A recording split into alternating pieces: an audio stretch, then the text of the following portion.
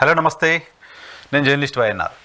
ఆంధ్రప్రదేశ్లో AP fibre నెట్లో అక్రమాలు చోటు చేసుకున్నాయి అంటూ దాని సంస్థ చైర్మన్ జీవీ రెడ్డి ఆరోపణలు చేస్తున్నారు. కొన్ని ఆధారాలను కూడా ఆయన బయటపెడుతున్నారు.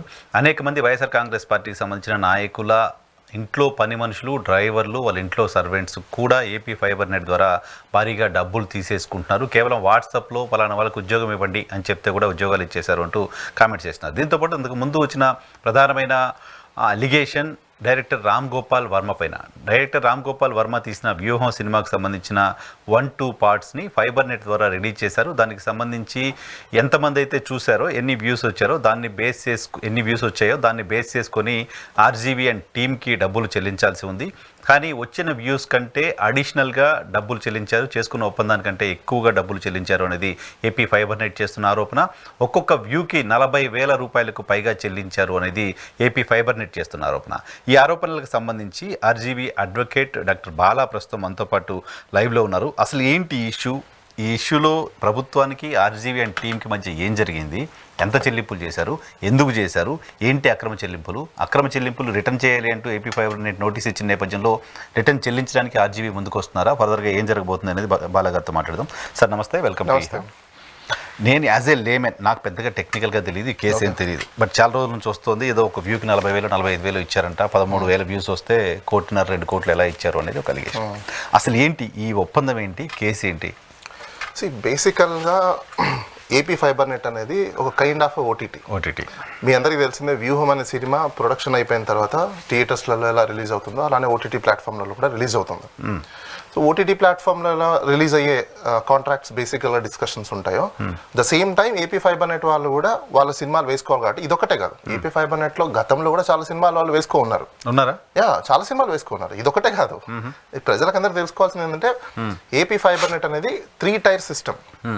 3 టైర్ సిస్టమ్ ఏంటి అంటే, 1 ఇంటర్నెట్, 2 టెలిఫోన్ కనెక్షన్, 3 ఈ కేబుల్, టీవీ కేబుల్కి సంబంధించింది. దాంట్లో సీరియల్స్ రావచ్చు, న్యూస్ రావచ్చు, లేకపోతే సినిమాలు వేసుకోవచ్చు, ఏదైనా చేసుకోవచ్చు. ఏది టీవీకి సంబంధించిన దాంట్లో. సో 3 వింగ్స్ ఉంటాయి, 3 టైర్స్ ఉంటాయి వీళ్ళకి. ఇది మూవీస్, సీరియల్స్ లేకపోతే ఇలాంటికి సంబంధించిన వాటికి అనేది ఒక టైర్ సిస్టమ్ ఏదైతే ఉందో, ఆ టైర్ సిస్టము వీళ్ళు ఏంటి, ఇప్పుడు ఆర్జీవీ గారు ఒక డైరెక్టరు, దానికి ఒక ప్రొడ్యూసరు, ఫైనాన్సరు, దానికి సంబంధించిన కథాకారగణం అంతా ఉంటుంది. వాళ్ళ డ్యూటీ ఏంటి, మూవీని తయారు చేసామా, మూవీని తీసుకొచ్చామా, సెన్సార్ అయిందా, సెన్సార్ సర్టిఫికేట్ అయిన తర్వాత థియేటర్లకు రిలీజ్ చేసామని ఉంటుంది. థియేటర్లలో రిలీజ్ అయిపోయిన తర్వాత లేకపోతే అప్పుడున్న డిమాండ్స్ని బేస్ చేసుకొని ఏదో నెట్ఫ్లిక్స్ ఉంది, అమెజాన్ ఉంది, లేకపోతే ఇంకా రకరకాల ప్లాట్ఫామ్స్ ఉన్నాయి, వాళ్ళు వచ్చి అప్రోచ్ అవుతారు. ఎవరిని అప్రోచ్ అవుతారు? టీమ్ని.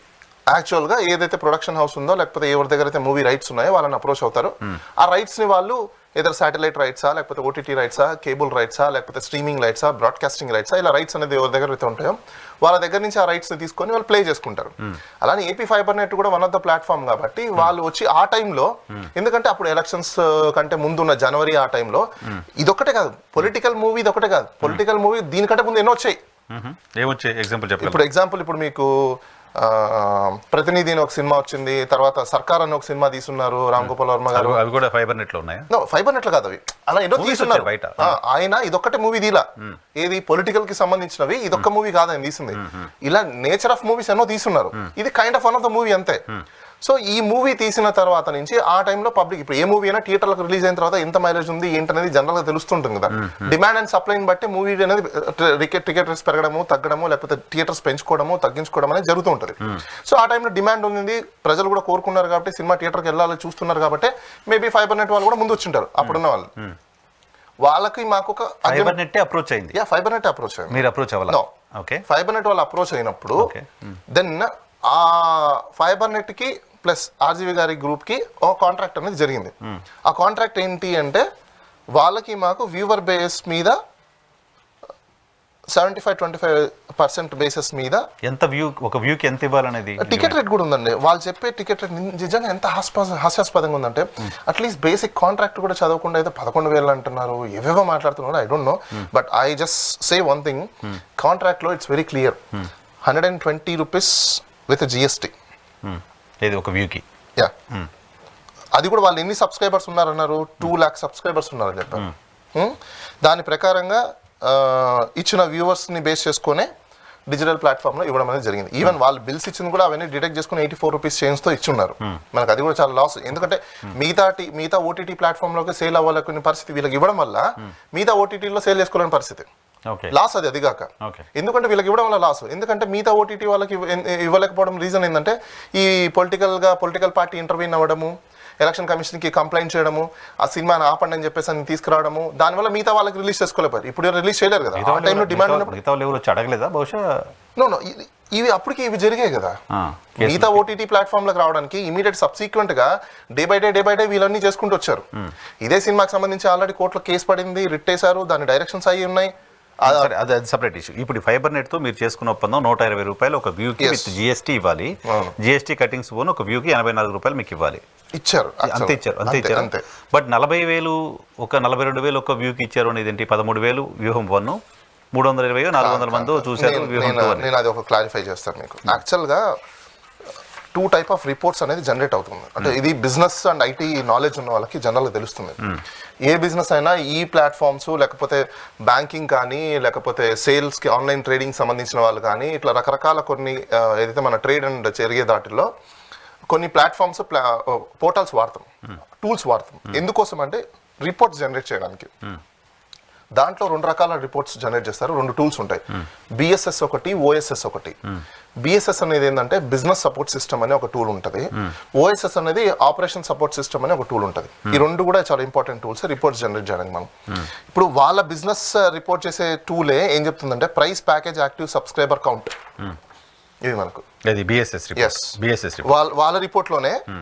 దాని ప్యాకేజ్ ఏంటంటే ప్యాకేజ్ నేమ్ వ్యూహం cinema, package type subscription type, క్లియర్గా ఉంటుంది. వాళ్ళు ఏదైతే చెప్తున్నారో వాళ్ళు ఇచ్చిన రిపోర్ట్లు ఇవి. దాంట్లో వ్యూహం పార్ట్ 1, వ్యూహం పార్ట్ 2. వ్యూహం పార్ట్ 1కి 1,42,047 వ్యూస్. ఇవి ఎవరు? Subscriber, active subscriber count. దీంట్లో ఇన్యాక్టివ్ సబ్స్క్రైబర్ కౌంట్ 1310. ఓకే. ఏ డేటు? ఇది డేట్ బాగా గుర్తుపెట్టుకోవాలి. మీకు బిఎస్ఎస్ రిపోర్ట్ అనేది డేట్ ఇంపార్టెంట్. ఈ రోజు జనరేట్ చేస్తే ఈ రోజు రాలేదంటే అది రిపోర్ట్ ఇవ్వదు. ఎందుకు? ఈ రోజు దానికి సంబంధించిన డేటా ఈ రోజు లేదు కాబట్టి ఈ రోజు డేట్ పెడతారు. డేట్ ఎప్పుడు అంటే 17/3/2024 6:22 ఆ టైం జనరేట్ చేసిన రిపోర్ట్. దెన్ పార్ట్ 2 అంటే పార్ట్ 2కి 23,887 యాక్టివ్ సబ్స్క్రైబర్స్. ఇన్యాక్టివ్ సబ్స్క్రైబర్స్ వచ్చేసి 326. బట్ ఈ నెంబర్ మీరు రివర్స్ చెప్తున్నట్టు అనిపిస్తుంది. 326 పార్ట్ 2 చూసారు. నేను అదే అంటున్నాను మీకు. అది 13,000 1300 పార్ట్ 1 చూసారు. They doesn't have commercial law rules or procedures. They doesn't know about business rules. They doesn't know about contractual rules. They doesn't know about IT information technology tools rules. చాలా ఉంటాయి. ఇది అవన్నీ చాలా తెలుసుకోవాలి. ఏమీ తెలియకుండా ప్రభుత్వం ఫైబర్ నెట్ కార్పొరేషన్ నేరుగా మీకు 40,000 50,000 ఇచ్చారని చెప్తే తెలియదు. ఐఎమ్ సేయింగ్ కంప్లైంట్ చేస్తుందా, నోటీస్ ఇస్తుందా? వాళ్ళకి తెలియదు అనేది అది అంటున్నా. They don't know. నేను మొన్న ఒక టీవీ ఛానల్లో కూర్చొని ఓఎస్ఎస్ ఉంది అని చెప్తే కూడా వాళ్ళకి తెలియదు. ఓఎస్ఎస్ ఏంటి? ఆపరేషన్ సపోర్ట్ సిస్టమ్ అనేది ఉంటుంది. అది దేనికి వాడతాము? అది ఇప్పుడు ఈ బిఎస్ఎస్ రిపోర్ట్ ఏదైతే వచ్చిందో ఏ సిస్టమ్లు ఎవరెవరు ఎక్కడెక్కడ ఏమేమి వాడారు, ఎవరెవరు పనిచేస్తారు, ప్రతి డీటెయిల్స్ వస్తాయి దాంట్లో. వాళ్ళ దగ్గర టూల్ లేదనుకోండి, నాకు తెలిసి మా దగ్గర టూల్ లేదంటారు వాళ్ళు. మీకు ఏ టూల్ని బేస్ చేసుకొని వచ్చిన వ్యూస్ని కౌంట్ చేస్తామని చెప్పింది అగ్రిమెంట్లో? అగ్రిమెంట్లో ఏ టూల్ వాడతారని చెప్పరు. రిపోర్ట్ అనేది మనకి ఇస్తారు. రిపోర్ట్ ఎలా? దేని వాళ్ళ దగ్గర ఏ టూల్స్ అయితే ఉంటాయో ఆ టూల్స్ అంటే నెంబర్ ఆఫ్ టూల్స్ ఉంటాయండి. దానికి బొటానికల్ నేమ్ అంటారు. బిఎస్ఎస్ అనేది ఒక బొటానికల్ నేమ్. దాంట్లో ఒరాకిల్ వాడివచ్చు, లేకపోతే మనమైనా ఓన్గా డెవలప్ చేసుకోవచ్చు, లేకపోతే సేల్స్ ఫోర్స్ వాడివచ్చు. జనరల్గా ఎక్కువగా వాడేది ఎవరంటే సేల్స్ ఫోర్స్ అనేది సిఆర్ఎం ఉంటుంది. సేల్స్ ఫోర్స్ వెబ్సైట్ ఒకటి ఉంటుంది. సేల్స్ ఫోర్స్ అనే ఒక సాఫ్ట్వేర్ ఉంటుంది. వాళ్ళు ఎక్కువగా ఇస్తారు ఇలాంటివి రిపోర్ట్స్ గురించి. లేదంటే ఒరాకిల్, ఐబిఎం రకరకాల కంపెనీలు జనరేట్ చేసి ఉంటాయి ఒక టూల్. అంటే ఈఆర్పి సిస్టమ్ ఎలా ఉంటుందో అలా బిఎస్ఎస్ అనేది ఒక సిస్టమ్. అలాంటి సిస్టంలో నెంబర్ ఆఫ్ వాళ్ళు ఏ కంపెనీ టూల్ వాడుతున్నారు అనేది వీ డోంట్ నో. ఎందుకంటే అది మనకు చెప్పరు కూడా. వాళ్ళు జనరల్ ఏం చేస్తారంటే రిపోర్ట్ అనేది జనరేట్ చేసి మనకి ఇస్తారు. ఇప్పుడు మీరు సప్లయర్ కాదు, ఇప్పుడు మీరు సప్లై చేస్తున్నారు, వాళ్ళు మీకు పే చేస్తారు. అవును. సో మీ ఇద్దరి మధ్య మనకి ఈ వ్యూ కింద ఇస్తా అని చెప్పి అగ్రిమెంట్ చేసినప్పుడు వ్యూస్ ని ఎలా కౌంట్ చేస్తాం అనేది ఒక క్లారిటీ ఉంటుంది. యాక్టివ్ వ్యూస్ అదే ఆ టైమ్స్ లో ఎవరెవరైతే యాక్టివ్గా ఎన్ని వ్యూవర్స్ వచ్చి ఉన్నాయో రిపోర్ట్ వాళ్ళు జనరేట్ చేస్తారు. ఇన్ని వ్యూస్ మాకు వచ్చాయని చెప్తారు. ఆ వ్యూస్ ని బేస్ చేసుకునే మనం వాళ్ళకి ఇన్వాయిస్ అనేది జనరేట్ చేసి ఆ వ్యూస్ అంతా మీరు ట్యాంపర్ చేశారని ఎందుకు అనుకోకూడదు? మేము ఎలా ట్యాంపర్ చేస్తాం? అప్పుడు ఫైబర్ నెట్ ట్యాంపర్ చేసి ఉండొచ్చు అని ఎందుకు అనుకోవచ్చు? అసలు ట్యాంపర్ అయ్యే అవకాశాలు ఎక్కడ ఉన్నాయి? అప్పుడున్న కేబుల్ ఆపరేటర్ల ద్వారా, అప్పుడున్న సిస్టమ్ ద్వారా. ఇప్పుడు సపోజ్ ఇప్పుడు చాలా మీకు యూట్యూబ్ లో ఫేస్బుక్ నాకు తెలియదు అది ఫైబర్ నెట్ ఎలా జరుగుతుందో యూట్యూబ్ లో ఫేస్బుక్ లో బూస్టింగ్ చేస్తూ ఉంటారు, నంబర్ పెంచుతూ ఉంటారు, పెంచి చూపిస్తూ ఉంటారు. సో మీకు నంబర్ తో డబ్బులు వస్తాయి కాబట్టి ఆ నంబర్ ని పెంచి చూపించున్నారని ఎందుకు అనుకోకూడదు? ఓకే, మీరు అనుకున్నట్టు ఒక పాయింట్ తీసుకుందాం. ఇప్పుడు మేము ట్యాంపర్ చేసామని వాళ్ళు అంటున్నారు కదా ఫైబర్ నెట్ కదా, ఇప్పుడు వాళ్ళు కూడా ట్యాంపర్ చేసి చెప్తున్నారని అనుకోవచ్చు మనం కదా. ఎందుకంటే ఇప్పుడు టూల్ మా చేతిలో, వాళ్ళ పాయింట్ తీసుకుందాం, టూల్ ఎవరి చేతిలో ఉంది? గవర్నమెంట్ చేతిలో. దెన్ వాళ్ళు ఎన్నైనా చేయొచ్చు కదా ఇప్పుడు ట్యాంపరింగ్. వాళ్ళకి మాలిషియస్ ఇంటెన్షన్ ఉంది కాబట్టి ట్యాంపర్ చేసి పెంచగలరు కానీ తగ్గించలేరు కదా. ఎందుకు తగ్గించలేరు? ఎట్లా తగ్గిస్తారు? పెంచడానికి అవకాశం ఉన్నప్పుడు తగ్గించడానికి అవకాశం లేదా? It can be. నేను అదే అంటాను, it can be. IT knowledge ఉన్న వాళ్ళకి, బికాస్ నేను ఐటీ బ్యాక్గ్రౌండ్ నుంచి కాబట్టి వాళ్ళు ఏదైతే ఇప్పుడు అలిగేషన్స్ చేస్తున్నారో that can be reverse for them also. ఎందుకంటే ఇప్పుడు మీరు చెప్తున్న దీంట్లో డేటాబేస్ అనేది ఉంటుంది. ఆ డేటాబేస్ మీ చేతుల్లో పెట్టుకుని మీరు ఏమేం చేస్తారు ఎవరికి తెలుస్తుంది? మనకు తెలియదు కదా. వాళ్ళు ఏంటంటే గుడ్డ కాల్చి మానేయడమే తప్ప మనకేం చెప్తారు? చెప్పరు. సో అందుకనేసే మేము కూడా ఇన్వాయిస్ జనరేట్ చేయాలంటే మాకు కూడా సపోర్ట్ డాక్యుమెంట్స్ అయితే కావాలి కదా. వాళ్ళ దగ్గర నుంచి ప్రతిదీ సపోర్ట్ డాక్యుమెంట్స్ మనం తీసుకున్నాం. దాంట్లో మీకు LMO ID, bank reference number, తర్వాత డిస్ట్రిక్ట్ నేము, టర్మినల్ ఐడి, అంటే ట్రాన్సాక్షన్ ఐడి, ఇవన్నీ డీటెయిల్స్ అన్ని ఉంటాయి. ఎవరెవరి దగ్గర నుంచి ఏంటి మొత్తం డీటెయిల్స్ అన్ని వచ్చిన తర్వాతనే, ఆ LMO ఐడీస్ నుంచి అన్ని వచ్చిన తర్వాత ఎక్కడెక్కడ ఏ ఏరియాలో ఏ టైం ఎగ్జాక్ట్లీ మొత్తం అన్ని ఉంటుందండి, ప్రతిదీ ఉంటుంది. ఎందుకు అది కట్ ఆఫ్ డేట్ ఎందుకు అయింది? 17/3/2024 ఎందుకు కట్ ఆఫ్ డేట్ అయింది మీకు? ఆ రోజు వ్యూవర్స్ కదా, తర్వాత దాన్ని ఒక్క రోజే ఇచ్చారా? ఆ రోజు తర్వాత మీ డబ్బులు ఇవ్వలేదు. తర్వాత డబ్బులు అంటే ఇక్కడ మూవీ వేయలేదు కదా తర్వాత. సో ఒక్క రోజే నడిచింది. ఆ డేట్ లో ఉన్న రిపోర్ట్స్ కి మనకు వచ్చింది, ఆ డేట్ వరకు రిపోర్ట్స్ వరకు మనకు వచ్చింది. సో ఇప్పుడు తర్వాత ఏం చేశారు వీళ్ళు, టీడీపీకి సంబంధించిన అచ్చెన్నాయుడు గారు ఒక లేఖ రాశారు. ఆయన ఒక లేఖ రిలీజ్ చేశారు. ఆ రిలీజ్ చేసిన తర్వాత నుంచి వ్యూ వేయలే కదా వాళ్ళకి. మాకు కూడా వాళ్ళకి పేమెంట్స్ 2 times పేమెంట్స్ ఇచ్చారు అంతే. ఒకటి 14th March లో ఇచ్చారు 67 lakhs ఒకటి, 47 lakhs ఒకటి, 2 payments వాళ్ళు చేశారు మేము ఇచ్చిన ఇన్వాయిసెస్ కి గాను. సో ఇది ఇంకా నెక్స్ట్ ఇంకొక ఇన్వాయిస్ జనరేట్ చేసి వచ్చినాం. అదేంటి 90 lakhs చేంజ్ కి మాకు పేమెంట్స్ పెండింగ్ ఉన్నాయి అని చెప్పేసి అని. ఎందుకంటే ఈ పేమెంట్స్ ఏవైతే ఉన్నాయో వాళ్ళు ఇవి ఇవ్వాల. రీజన్ ఏంటంటే మూవీ మేము ప్లే చేయలేదు, మాకు మూవీ లేదు, మాకు ఆర్డర్స్ వచ్చాయని చెప్పి పెండింగ్ ఉంది. 90 lakhs ఇంకా ఇవ్వాలి వాళ్ళు. 90 lakhs rupees వాళ్ళు ఏదైతే ఇవ్వాల్సిందో అది ఇంకా పెండింగ్ ఉంది వాళ్ళ దగ్గర నుంచి. అది ఇవ్వకుండా ఇప్పుడు ఏంటంటే దే సేయింగ్ దట్ మాలేషియడ్ ఇంటెన్షన్తో పెట్టుకొని చేసుకున్నారు, కాంట్రాక్చువల్ వ్యాలిడ్ కాదు. ఇంకోటి వాళ్ళు తెలుసుకోవాల్సింది ఏంటంటే కాంట్రాక్ట్ ఇప్పుడు పాత రకము non judicial stamp papers contract ఉందా? ఎవరెవరి మధ్య కాంట్రాక్ట్ ఉందండి?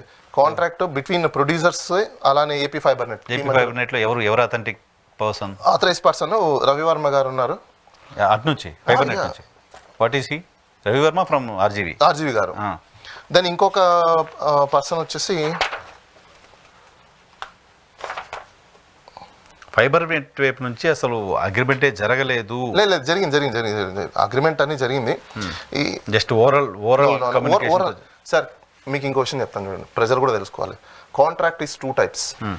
One is a written contract, another one is a oral contract. Oral contract can be enforceable by law.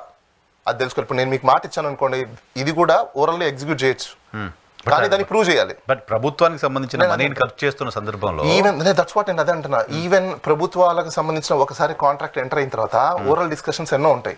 దాంట్లో ఓరల్ ప్రామిసెస్ లో కొన్ని ఎగ్జిక్యూట్ జరుగుతాయి, కొన్ని ఎగ్జిక్యూట్ జరగలేవు, రకరకాలు జరుగుతుంటాయి. ఇప్పుడు ఒక కాంట్రాక్ట్ తీసుకున్నారు, ఒక బిల్డింగ్ ఏదో కడుతున్న కాంట్రాక్ట్ అనుకోండి, సడన్ గా సీఎం కి మైండ్ ఏదో మాడిపోయి కొంచెం మాడిఫై చేయాలంటారు, అది కాంట్రాక్ట్ మార్చగలుగుతారా? బట్ ప్రొసీజర్ అయితే ఉంటుంది. ప్రొసీజర్ ఏముంటుంది దానికి? నేను అదే అంటున్నా మీకు. దానికి ఏం చేస్తారు?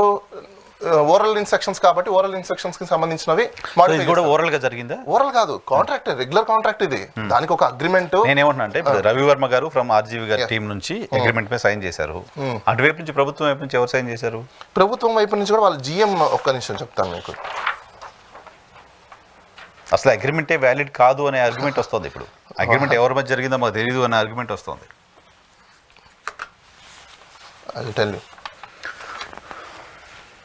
వర్మ గారికి నేరుగా సంబంధం ఏంటండి దీంట్లో? వాళ్ళు ఏమంటారంటే పార్ట్నర్షిప్ దాంట్లో వర్మ గారు వన్ ఆఫ్ ద దీంట్లో ఉన్నారు కాబట్టి వర్మ గారు కూడా లైబుల్. ఇది ఆ ఫర్మ్ లో వర్మ గారు కూడా మెంబర్. వాళ్ళు దాని గురించి వాళ్ళు మాట్లాడుతున్నారు. ఇక్కడ చూడండి, ఒక టెక్నికల్ కమిటీ అప్రూవల్ చేసి పంపించింది దీనికి. ఏంటంటే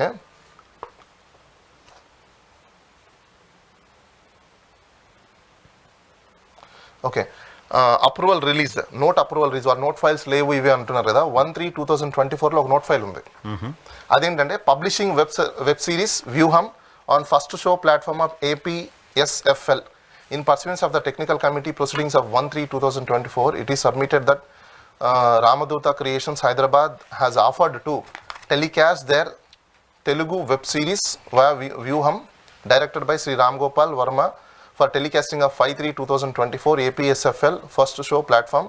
The trailer release by the producer has been viewed by 56+ million subscribers. The movie is rated very high.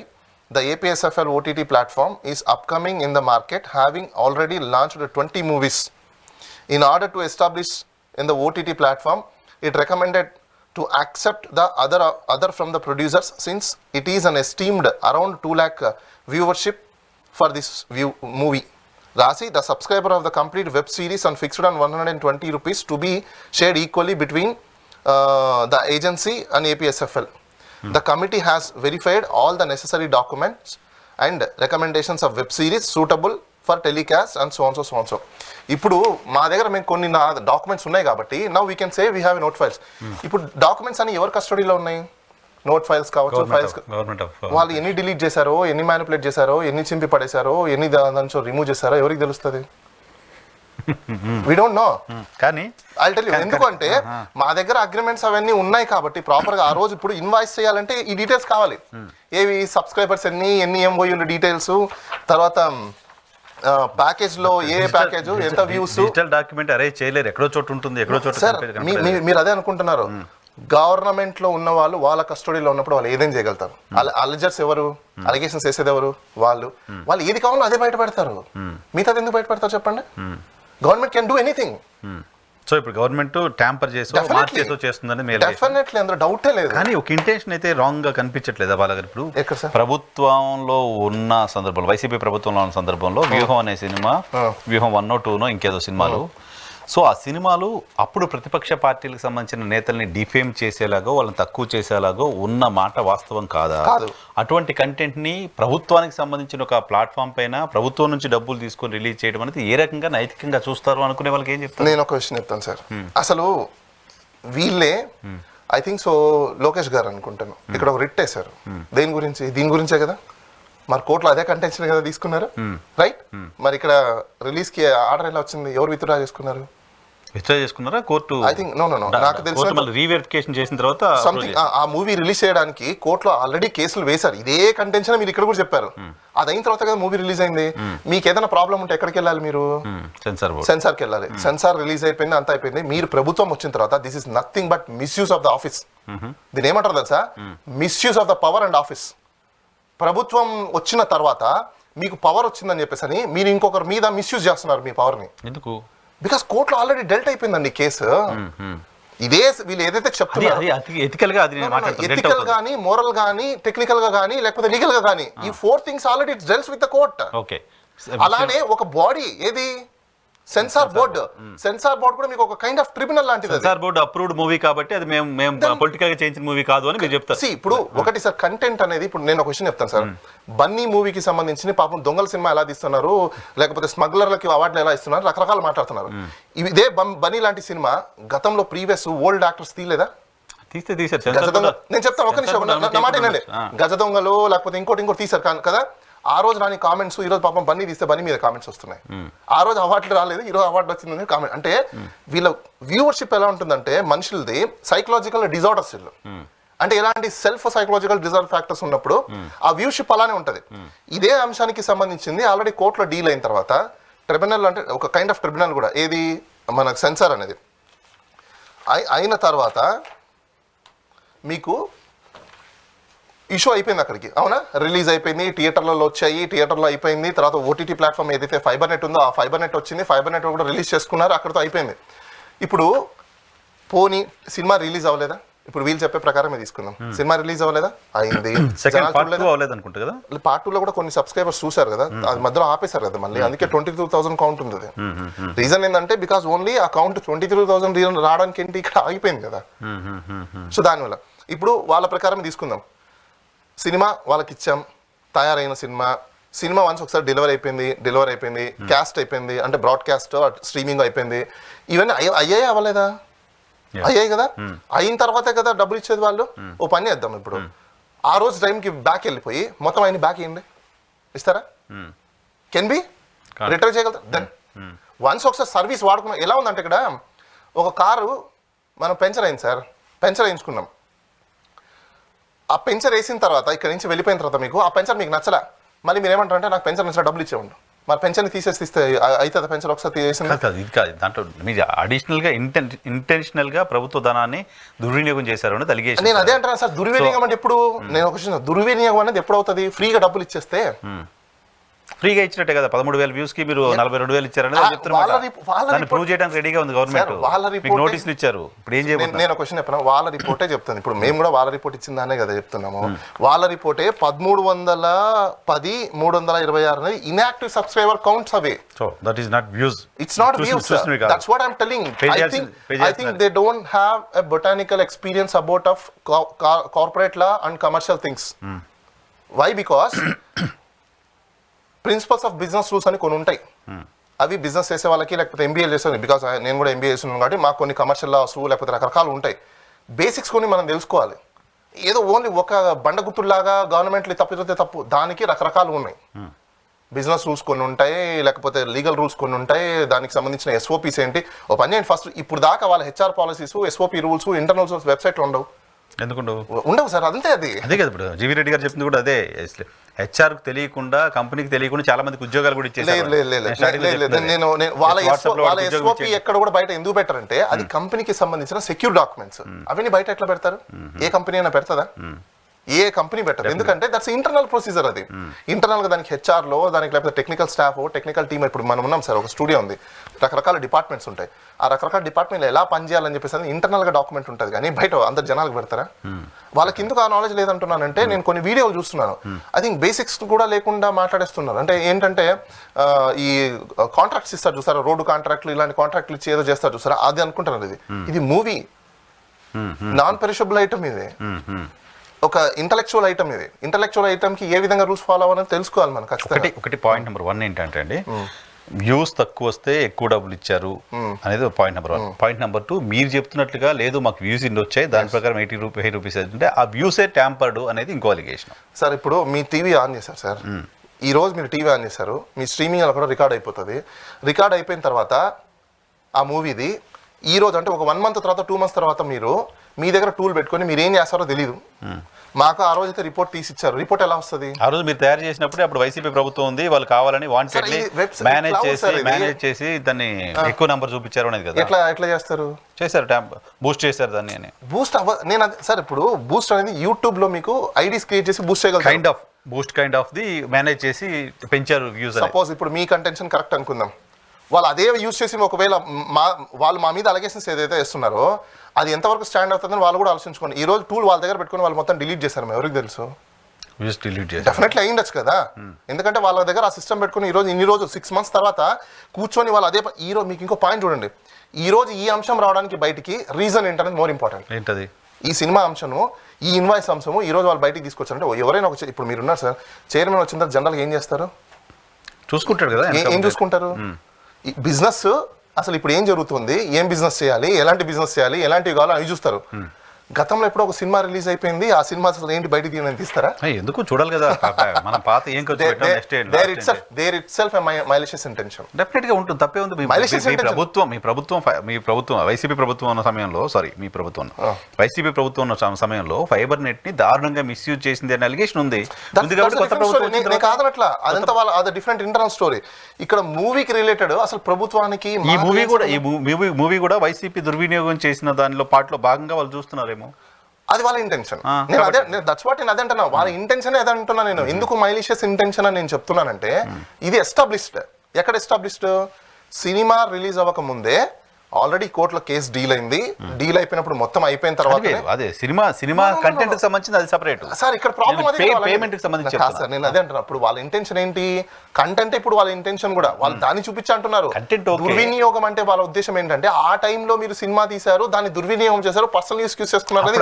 అప్పుడు ఏమంటే అప్పుడు వాళ్ళు ఏం చెప్పుండేవాళ్ళంటే, మీరు అనవసరంగా ఇన్ని వ్యూస్ వచ్చాయి, దీనికి డబ్బులు ఇచ్చారు, ఇది మిస్యూజ్ చేశారు, వాళ్ళ సినిమా అని చెప్తారు. ఇప్పుడు అట్లా చెప్పట్లా, రాని వ్యూస్ కూడా డబ్బులు చెల్లించారు అని చెప్తున్నారు. అసలు మాకు చెల్లించిందే వీటికి కదా. మీరు ఇప్పుడు డబ్బులు వెనక్కి వాళ్ళు ఇచ్చిన నోటీస్ అదే కదా, మీరు డబ్బులు వెనక్కి ఇవ్వండి అని చెప్పారు. వాళ్ళ నోటీస్ లో మీరు నిజంగా నాకు ఆ నోటీస్ ఏంటి ఒకసారి నోటీస్ వెనక్కి మనీ రీఫండ్ చేయండి అని అడిగారు కదా. హాస్యాస్పదం ఏంటంటే అందులో మీకు అది ఒకసారి వాళ్ళ ప్రేయర్ గురించి చదివి, therefore all of you are jointly severally liable for the losses caused by my client, and all of you hereby called upon a pay amount of 1,14 lakh rupees 96,610 rupees and so on so 12% of per annum. Date of payment number 5 is so on so date of relation and so on so 18% said amount of so on so within the 15 days rupees లేదంటే criminal actions ఇది అన్నారు. మరి వాడుకున్న service ఎవరిస్తారు? పుణ్యానికి ఏమైనా ఇచ్చారా? Service వాడుకున్నప్పుడు ఆ సర్వీస్ రిటర్న్ ఎట్లా చేస్తావు? ఇప్పుడు సర్వీస్ వాడుకున్నారు కదా, సినిమా దగ్గరికి వెళ్ళింది, సినిమా జనాలు చూపించారు, సినిమా ఇప్పుడు గవర్నమెంట్ మీరు ఏమైనా కొట్టుకోండి, దట్ మాకు సంబంధం లేదు.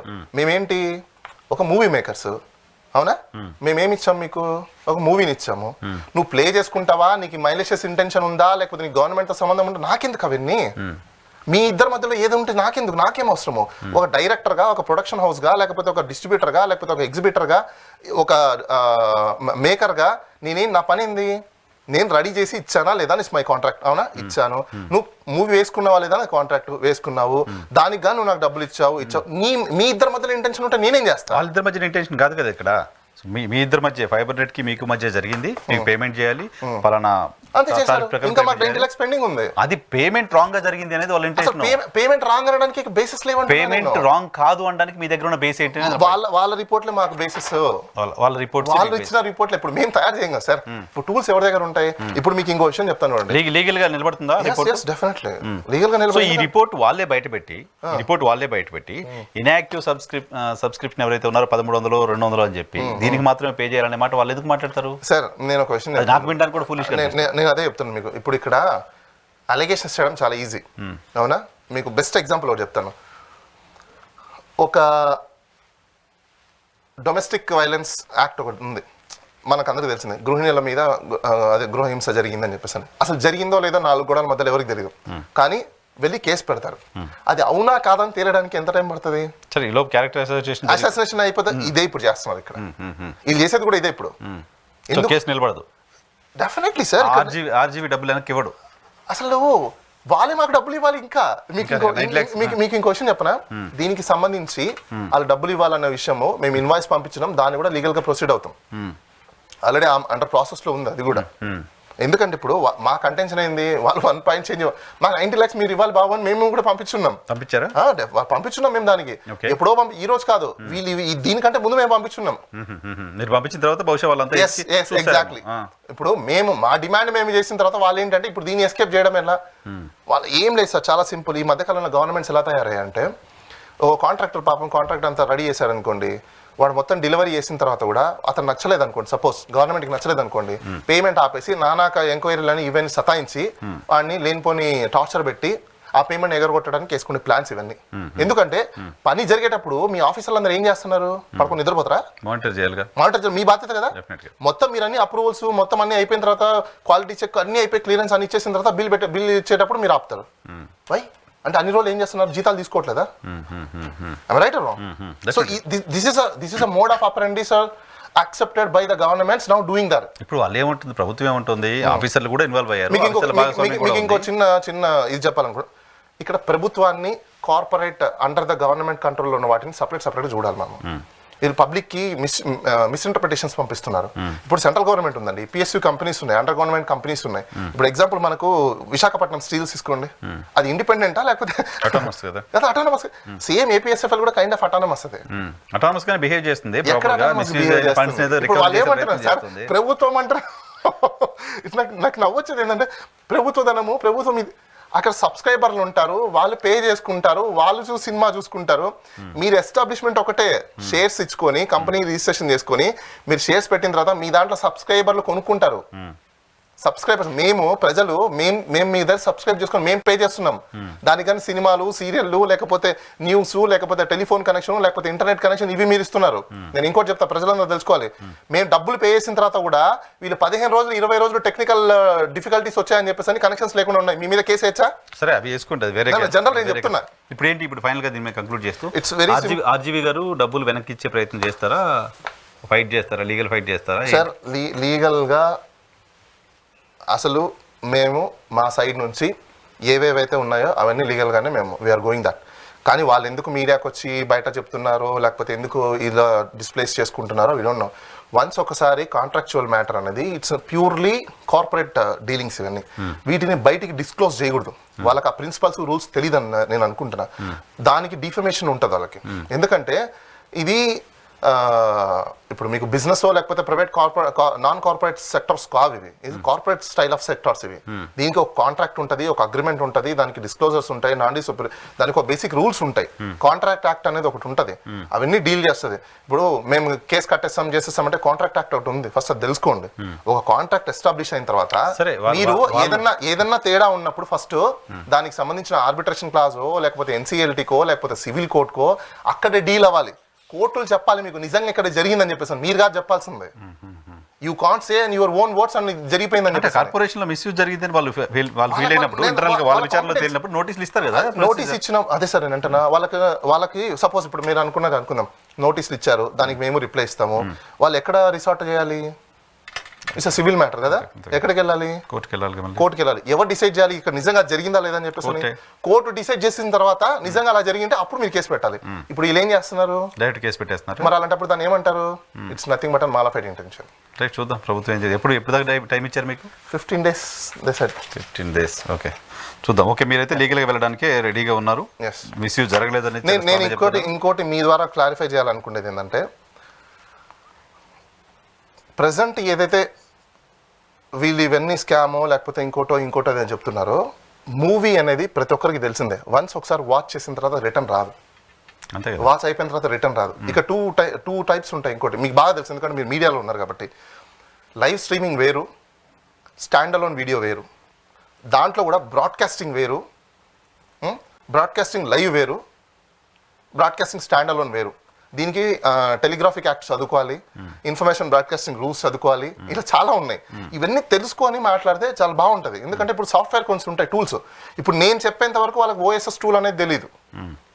బిఎస్ఎస్ టూల్ ఒకటే, మేము బిఎస్ఎస్ ఎందుకు వాడతారు, దేని గురించి వాడతారు, ఏ పర్పస్లో వాడతారు, ఏ బిఎస్ఎస్ టూల్ వాడతారు, ఇవన్నీ వాళ్ళ ఇంటర్నల్ చేతిలో. వాళ్ళ కస్టోడియన్స్, మేము కస్టోడియన్స్గా లేము. వాళ్ళు ఏమేమి మ్యానిపులేషన్ చేశారో కూడా మనకు తెలియదు. వాళ్ళు నిజంగా డేటాను ఉంచారా, డిలీట్ చేశారా, అసలు బిఎస్ఎస్ టూల్నే తీసి పడేశారా? మీ ఆర్గ్యుమెంట్ ఎలా ఉందంటే, రేపొద్దున ప్రూవ్ అవుతే కూడా వాళ్ళు ఏదో మార్చారు అని చెప్పడానికి ముందే సార్ నో.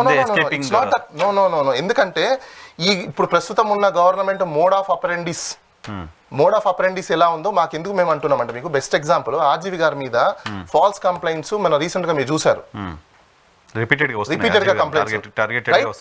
సో దాని వల్ల మాకు వచ్చే డౌట్ ఏంటంటే, వీళ్ళు మాలిఫైడ్ ఇంటెన్షన్ తో ఏదో సంథింగ్ జరుగుతుంది చేస్తున్నారు అనేది we got a doubt. Okay, అంతకుముందు ఆయన పైన లోకేష్ గారి పైన కేసెస్ కూడా వేరే వేరే ప్రాంతాల్లో రిపీటెడ్ ఎఫ్ఐఆర్స్ రిపీటెడ్ ఇవన్నీ చేస్తున్నారు. ఆర్గనైజ్డ్ అనేది అనిపించింది. It's organised. ఇప్పుడు ఇది కూడా ఒక ఆర్గనైజ్డ్ ప్లానింగ్ అనేది మా డౌట్. అటువంటిదే ఈ కేసు కూడా మీ ఇంటెన్షన్. రైట్, చూద్దాం ఏం జరుగుతుందో. Thank you very much sir, మాకోసం సమయం కేటాయించినందుకు. ఇది పాలగర్త స్పెషల్ రియాలిటీ చెక్ రేపు మళ్ళీ కలుద్దాం. చూస్తున్నామండి.